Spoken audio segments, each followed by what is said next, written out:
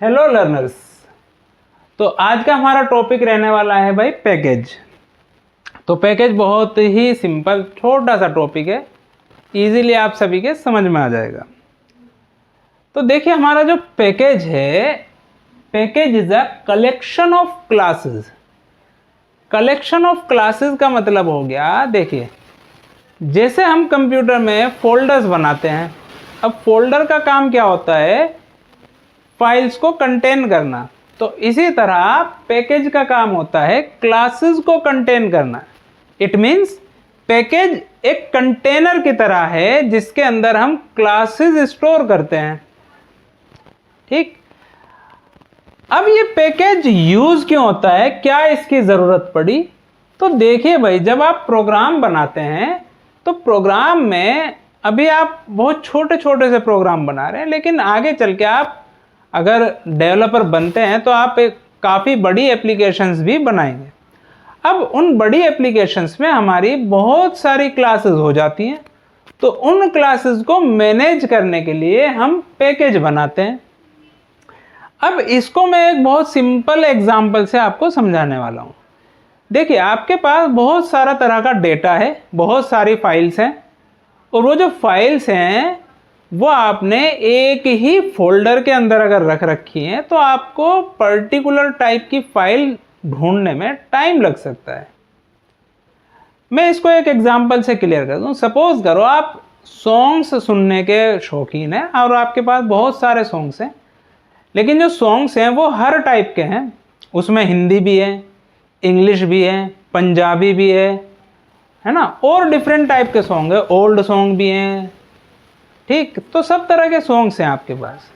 अगर आपने उनको एक ही फोल्डर में रखा हुआ है तो आपको कहीं ना कहीं प्रॉब्लम होगी। जब आप उन्हें प्ले करना चाहेंगे तो वो सारे ही रैंडमली प्ले होंगे, लेकिन मैं ऐसा नहीं चाहता हूँ।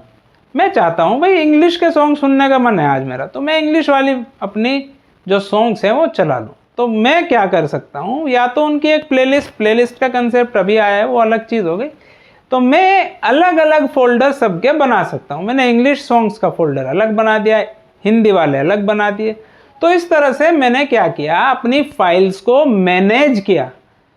तो उसी तरह से हमारे जावा के अंदर जो क्लासेस हैं उनको मैनेज करते हैं हम पैकेज के थ्रू। अब ये पैकेज एक फोल्डर ही होता है। अगर आप डायरेक्टरी में जाएंगे तो it is like a folder. तो पैकेज की definition, package is like a container which contains similar type of classes. है ना, एक कंटेनर है जो सिमिलर टाइप की क्लासेस को होल्ड करता है। जैसे हम सिमिलर टाइप की फाइल्स को एक फोल्डर के अंदर स्टोर करते हैं, तो ये हमारा पैकेज का काम हो गया। अब देखिए यहाँ पर मैं आपको बता दूं कि जो हमारा प्रोग्राम होता है, प्रोग्राम जब हम बनाते हैं अपना, तो हमें उस प्रोग्राम के अंदर बहुत सारी लाइब्रेरी क्लासेस यूज करनी पड़ती हैं। तो मैंने यहां पर एक वर्ड यूज किया, लाइब्रेरी क्लासेस। अब ये लाइब्रेरी क्लासेस क्या होती हैं जी? देखो जावा ने हमें बहुत सारी क्लासेस ऑलरेडी बनी हुई दी हैं जिनको हम डायरेक्ट अपने प्रोग्राम में यूज कर सकते हैं। भाई सारी क्लास तो हम नहीं बनाएंगे, कुछ बेसिक क्लास हैं जो हमें चाहिए होती हैं, है ना, बाकी चीज़ें हम अपना लॉजिक बना के लिखेंगे। तो जो भी क्लासेस हमें ऑलरेडी मिलती हैं जब हम जावा को इंस्टॉल करते हैं, सन माइक्रो सिस्टम, बल्कि अब तो ओरेकल वाले कर रहे हैं इसको मैनेज, तो उन्हीं क्लासेस को हम लाइब्रेरी क्लास बोलते हैं। अब जितनी भी हमारी लाइब्रेरी क्लासेस हैं वो किसी ना किसी पैकेज के अंदर आती है जी। तो अगर मुझे कोई भी लाइब्रेरी क्लास यूज करनी है तो मुझे उस लाइब्रेरी क्लास को अपने प्रोग्राम के अंदर इंपोर्ट करना पड़ेगा। ठीक, दोबारा सुनिए। देखो जितनी भी क्लासेस हैं, जब भी हम कोई प्रोग्राम बनाएंगे तो हम बहुत सारी ऐसी क्लासेस यूज करते हैं जो ऑलरेडी बनी हुई हैं। अब जब भी हम ऐसी क्लासेस को अपने प्रोग्राम के अंदर यूज करना चाहेंगे तो हमें उन क्लासेस को क्या करना पड़ेगा, इंपोर्ट। इंपोर्ट करने का तरीका क्या है भाई? तो इंपोर्ट कोई भी पैकेज की क्लास, किसी भी पैकेज की क्लास या पूरे पैकेज को ही अगर हमें इंपोर्ट करना होता है तो उसके लिए हम इंपोर्ट कीवर्ड का यूज करते हैं। तो हम लिखते हैं जी इंपोर्ट जावा। जावा देखिए, जावा जो है वो रूट पैकेज है ना, यानी कि सारे पैकेज जावा पैकेज के अंदर ही है। Util dot scanner. दूसरा import java dot util dot scanner. Scanner तो ऊपर लिख दिया है, यहां पर एस्ट्रिक आएगा। तो ये दो मैंने स्टेटमेंट लिखे हैं। अब इनका मतलब क्या है, देखिए जो हमारा ये वाला है, देखिए जावा तो रूट पैकेज हो गया, ये इसका सब पैकेज है। एक पैकेज के अंदर और पैकेज भी हो सकते हैं, जैसे हमारा एक फोल्डर के अंदर और बहुत सारे फोल्डर्स हो सकते हैं। इसी तरह अगर पैकेज के अंदर एक और पैकेज है तो उसे हम बोलते हैं सब पैकेज। और ये लास्ट में हम लिखते हैं क्लास। अगर इसके अंदर सपोज एक और सब पैकेज है तो डॉट उस सब पैकेज का नेम आ जाएगा, यानी कि लास्ट में जो आएगा वो या तो आएगी कोई क्लास का नाम या आएगा एस्ट्रिक लास्ट में। ओके, तो अगर मैंने लिखा क्लास का नेम तो इसका मतलब है सिर्फ वो पर्टिकुलर क्लास ही हमारे प्रोग्राम के अंदर इंपोर्ट होगी।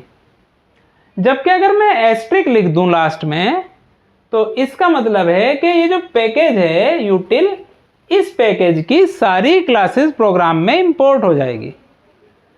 तो कहने का मतलब है अगर हमें कोई पर्टिकुलर क्लास इंपोर्ट करनी है तो हम उस क्लास का नाम लिखेंगे, लेकिन अगर मुझे पैकेज की बहुत सारी क्लास इंपोर्ट करना चाहता हूं मैं, तो मैं लिख दूंगा एस्ट्रिक, उससे सारी ही क्लास इंपोर्ट हो जाएगी। बट अगर एक या दो क्लास इंपोर्ट करनी है तो आप इसको यूज ना करके यही वाला यूज करेंगे, परफॉर्मेंस आपके प्रोग्राम की अच्छी होगी। ओके, तो देखिए कुछ हमारा जो पैकेज है, पैकेज का नाम ही लिख देता हूं मैं। हमारा जो पैकेज है लैंग पैकेज एक ऐसा पैकेज है, अगर इस पैकेज की कोई भी क्लास में यूज करना चाहता हूं तो मुझे इंपोर्ट स्टेटमेंट लिखने की ज़रूरत नहीं है। अब इंपोर्ट स्टेटमेंट लिखते कहाँ हैं हम अपने प्रोग्राम क्लास से ऊपर हम इंपोर्ट स्टेटमेंट अपना लिखते हैं। अगर हम अपनी क्लास को किसी पैकेज के अंदर भी बाइंड करना चाहते हैं तो सबसे ऊपर हमारा आएगा पैकेज स्टेटमेंट, उसके बाद आएगा इंपोर्ट स्टेटमेंट और फिर आएगी हमारी क्लास। ठीक, तो अगर मुझे लैंग पैकेज यूज़ करना है, कुछ पैकेज के मैं एग्जांपल दे देता हूं पहले आपको। तो भाई कुछ पैकेज के नाम है हमारे java.lang, बहुत बेसिक जो हमारी पैकेज है, java.io, java.util,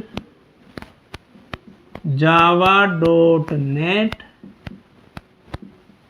java.applet, अब ये यूज़ नहीं होते हैं हालांकि एप्लेट वाला, java.swing, बहुत सारे पैकेजेस हैं। तो मैंने कुछ आपको एग्जांपल लिख दिए हैं। अब इसमें आप सबसे ऊपर वाला पैकेज अगर ध्यान दें, जो java.lang हमारा पैकेज है, अगर मुझे इस पैकेज को यूज़ करना है अपने प्रोग्राम में तो इसको मुझे इंपोर्ट करने की ज़रूरत नहीं है। ये एक डिफ़ॉल्ट पैकेज होता है जो बाय डिफ़ॉल्ट या ऑटोमेटिकली हमारे प्रोग्राम में इंपोर्ट हो जाता है। अब यहाँ क्वेश्चन हो सकता है कि सर इसके साथ ही ऐसा क्यों है? तो देखिए जो java.lang पैकेज है वो हमारे जावा लैंग्वेज के most basic most used classes का एक कलेक्शन है। यानी कि अगर मैं कोई जावा की एप्लीकेशन बनाता हूँ तो java.lang पैकेज के अंदर जो क्लासेस है ना वो हम यूज़ करते हैं मोस्ट ऑफ द टाइम। तो इसलिए डिफ़ॉल्ट पैकेज बनाया गया है, इसको हमें इंपोर्ट करने की ज़रूरत नहीं होती। अब java.lang पैकेज के अंदर कुछ इम्पोर्टेंट क्लासेस होती हैं, वो मैं आपको बता दूं, ये हमें पता होना चाहिए। देखिए जो हम स्ट्रिंग क्लास है हमारी, वो हमारी java.lang पैकेज के अंदर होती है।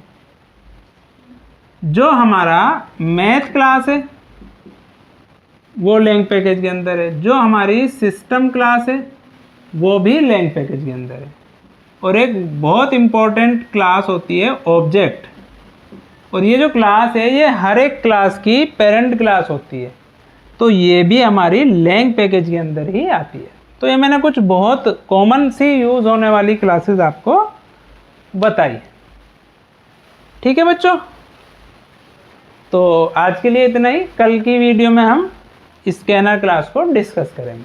Till then good bye.